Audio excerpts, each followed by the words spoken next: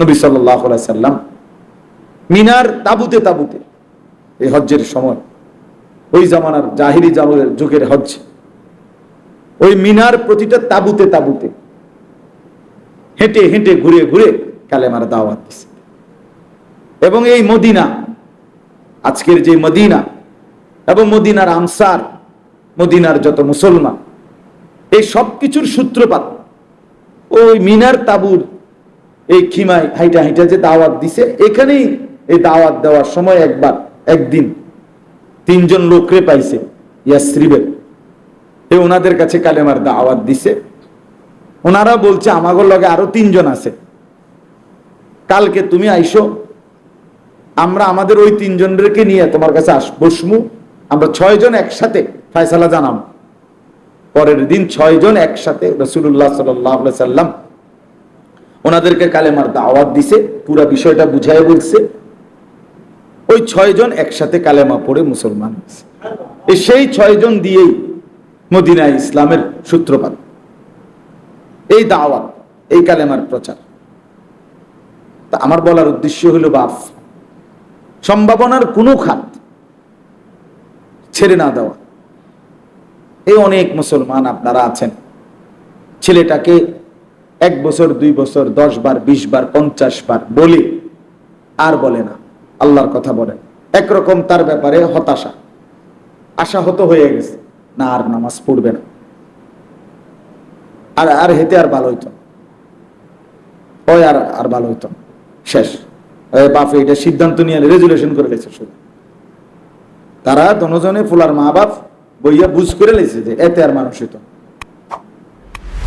এই শেষ। আর বলেও না, মাতেও না, ছেলেটাকে ছেড়ে দিছে তার মোবাইলের হাতে। এবার সে মোবাইল নিয়ে যা মন চায় তাই করছে, খারাইয়া মতে, কখনো বইয়া মতে, কাইটিয়া মতে। আল্লাহ নাই, খোদা নাই, নামাজ নাই, রোজা নাই, ফজর নাই, সেজদা নাই, কিচ্ছু নাই। চোখের সামনে একটা ফুটফুটে সন্তান, তরতাজা মুসলমানের ছেলে, মাথার চুল থেকে নিয়ে পায়ের নখ পর্যন্ত বরবাদ করে দিতেছে। চেহারায় সুরতে কিচ্ছু নাই, ইসলাম ইমানের চিন্তা।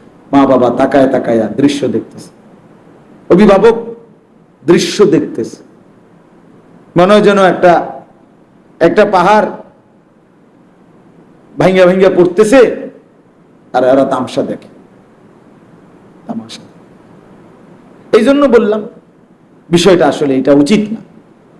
এই আপনাদের কাছেই বললাম, সম্ভাবনার কোন সুযোগ হাতছাড়া করতে না। আল্লাহর কথা যখনই বলে, যিনি বলে, সবাই প্রধান বক্তা, সবাই কি, সবাই প্রধান বক্তা। আমাদের দেশের এই পোস্টার, আমাদের দেশের এই কেমনে কেমনে প্রচলন হইতে হইতে 1 জন 2 জন বিভিন্ন শব্দ বানাইতে বানাইতে এখন আইসা বিভিন্ন পদ, প্রধান বক্তা, বিশেষ বক্তা, প্রধান আকর্ষণ, বিশেষ আকর্ষণ, প্রধান আলোচক, বিশেষ, একটা বুঝ দাও না, যারে জিরা দিয়ে শান্তি দেওয়া যায় আর কি, এই আর কি। এখন আসরের পরে বললে উনি বিশেষ বক্তা, রাত 10টার পরে বললে উনি প্রধান বক্তা। এরকম তো আয়াত, হাদিস, ফতুয়া কোনো কিতাবেও নাই, মাটির তলেও নাই, চাঁদের দেশেও নাই, কোথাও নাই।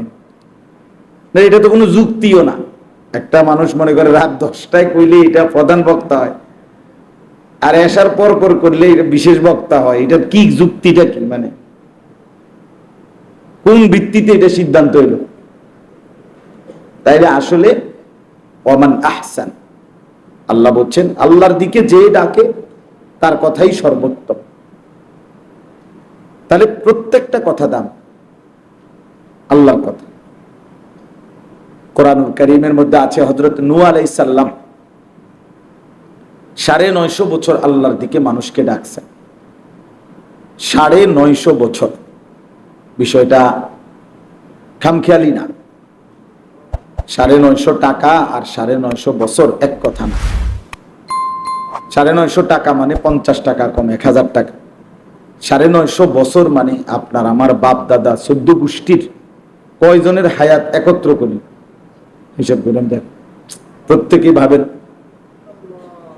এই 950 বছর তিনি দাওয়াত দিয়েছেন, একই এলাকায়, একই অঞ্চল। আজকে চিটাগাং, কালকে সিলেট, পরশু রাজশাহী, এমন না, এক এলাকায় একই মানুষ, একই জনগোষ্ঠী, মানে একই অঞ্চল। এরপরে একই ফ্যামিলিতে এমনও হয়েছে যে ওই ফ্যামিলির মরতে মরতে 5 জন মারা গেছে, 7 জন মারা গেছে। এই 7 পুরুষ, মনে করেন দাদা, বাপ, ছেলে, ছেলের ঘরে নাতি, তার ঘরে নাতি, তার ঘরে নাতি, তার ঘরের নাতি, এভাবে 7 পুরুষ মারা গেছে, একজনও কালেমা গ্রহণ করে নাই।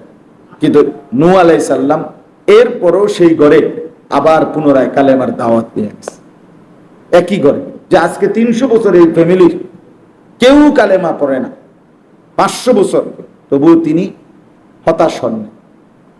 তা আমার বলার উদ্দেশ্য হলো, ওইখানে আছে কোরআনে, ওনার নামে একটা সূরাই আছে, 29 নম্বর পারায় একটা সূরাই আছে, সূরায়ে নূহ, নূহ আলাইহিস সালামের নাম। ওইখানে আছে, তিনি আল্লাহকে বলছেন, উনি ওনার 950 বছরের দাওয়াতের ইতিহাস, ওনার কষ্ট মেহনত বর্ণনা দিছে। আল্লাহ আমি কি কি করছি, আমার আল্লাহ তো সবই দেখছে, এরপরে ওনার মনের একটা আবেগ, উনি যেন বলছে, আল্লাহ আপনি আমার দুঃখটা কিন্তু শোনেন, আমি কি কষ্টটা করছি। তো ওইখানে আছে, উনি প্রথম বলছেন, ক্বালা রব্বি ইন্নী দাআউতু কওমি লাইলান ওয়া নাহারা, হে আল্লাহ আমি আমার জাতিকে আপনার দিকে দাওয়াত দিয়েছি, লাইলান ওয়া নাহারা, রাতেও দিন। তাইলে এখন বলেন, রাতে বললে যদি প্রধান বক্তা হয়, সকালে বললে যদি হয় বিশেষ বক্তা, তো নূহ আলাইহিস সালাম প্রধান বক্তা কখন, বিশেষ বক্তা কখন? আর একই ব্যক্তি 2 রকম বক্তা হবে কেন? কথা বুঝছেন না? তাহলে এইটা কোনো বিষয় না। বিষয় হলো উনি বলছেন, আমি লাইলাম ওয়া নাহার, রাতেও বলেছি, দিনেও বলেছি। শুনতে চায় নাই, আমি বলছি। জালু আসাবিআহুম ফি আযানিহিম, নূহ আলাইহিস সালাম বলছে, আল্লাহ আমি বললে ওরা কানে আঙ্গুল দিয়ে ফেলছে, আমি তবুও বলছি। ওয়াস্তাগশাউ সিয়াবাহুম, চেহারা ঢাইকা ফেলছে, আমার কথা যাতে না শুনে, আমি তবুও বলছি। ওয়া আসাররু, জিদ দেখাইছে, জিদ, জিদ ধরছে, সব সময় মিয়া আমার লইয়া ফান। আর মানুষ দেখেন না মিয়া, ও আছে অনেক মানুষ আছে না, অনেক সময় মানে একজনরে হয়তো বেশি কইয়া লাইছে, বারবার নসিহত, এই মিয়া দিছে উল্টা জারি, আরে মিয়া ঘুরিয়ে গেলে আমারে ফাইছেন ওয়াজ করতেন, আর মানুষ দেখেন না। আমি একবার আপনার যাত্রাবাড়িতে 3 দিনের তাবলিগের সফরে গেছিলাম, ওলামাদের জামাত নিয়ে, প্রায় 30-32 জন। তা আসরের নামাজের পরে গাছতে বের হয়েছি, তো আমি আমারে বানাইছে মুক্তাকাল্লিম, কথা বলার জন্য। তো এক দোকানে আমি রাহাবার আমা করে নিয়ে গেছে, এখন ওই দোকানে দাঁড়াইয়া, মানে দোকানের দরজার সামনে দোকানদার ভিতরে বসা, মাত্র শুধু সালাম দিছে, আমরা কোনো কথা একটা লাইনও কইছি না, কিচ্ছু বলি নাই, শুধুমাত্র দাঁড়াইছি, সালামটা দিছে শুধু। ওই রাহাবার ভাই, এই ওই লোক দোকান থেকে সাথে সাথে, হুজুর ঠিক আছে যান, চেষ্টা করুন। আমি বললাম, ওমা এটা কি ডাকাত রে, কি চেষ্টা করবো, আমি তো কোনো কথাই কইছি না।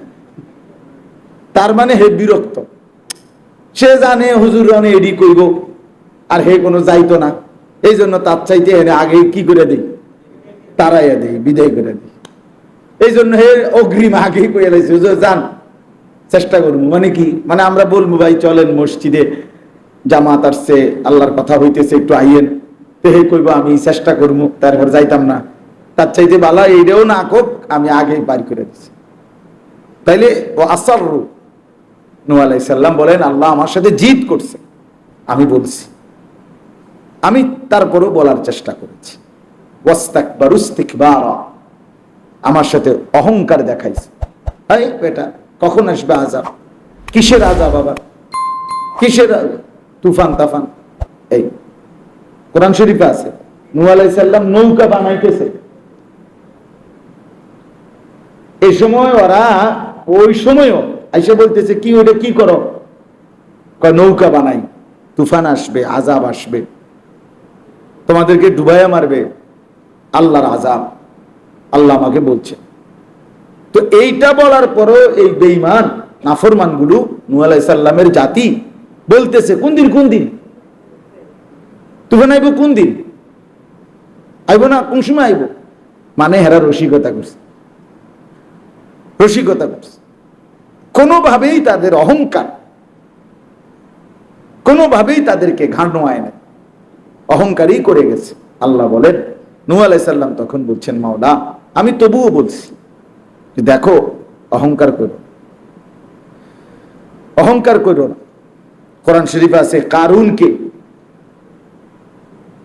ইমানদাররা, মুসা আলাইহিস সালামের সম্প্রদায়ের ইমানদার যারা বনি ইসরাইল, তারা বারবার বলছে, লা তাফরাহ, কারুন অল্প কিছু সম্পত্তি পেয়ে অহংকার করো।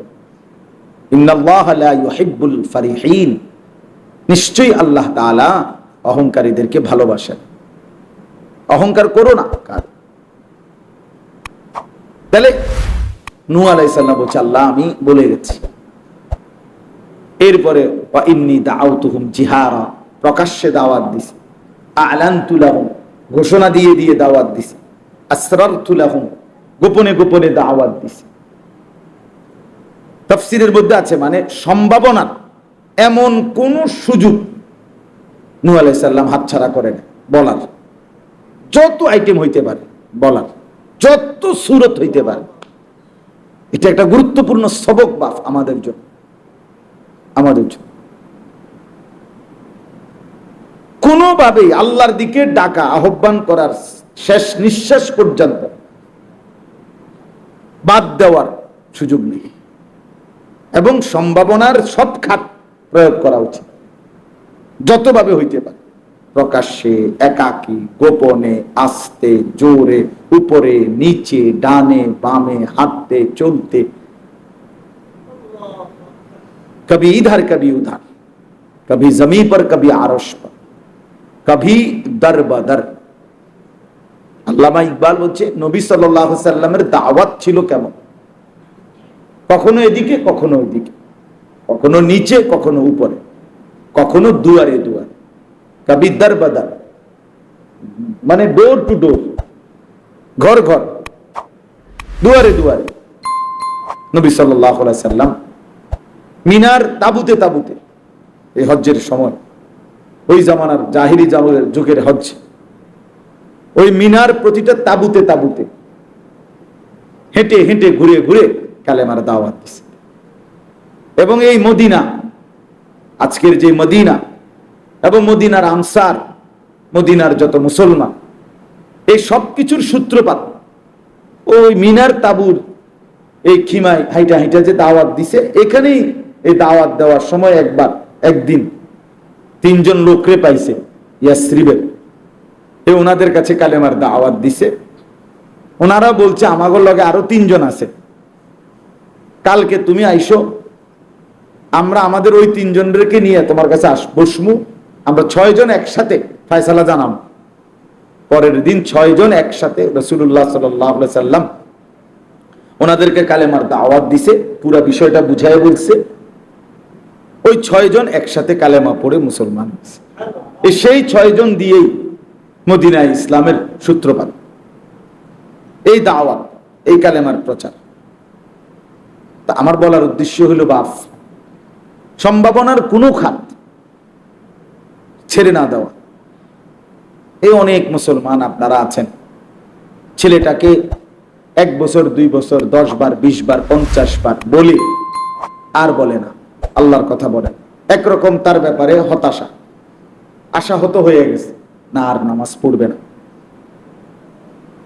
আর হেতে আর ভালো হইতো, ওই আর ভালো হইতো, শেষ। বাপে এটা সিদ্ধান্ত নিয়ে রেজুলেশন করে লেছে। শুধু তারা দনজনে ফুলার মা বাপ বইয়া বুঝ করে লেছে যে এতে আর মানুষ হইতো, এই শেষ।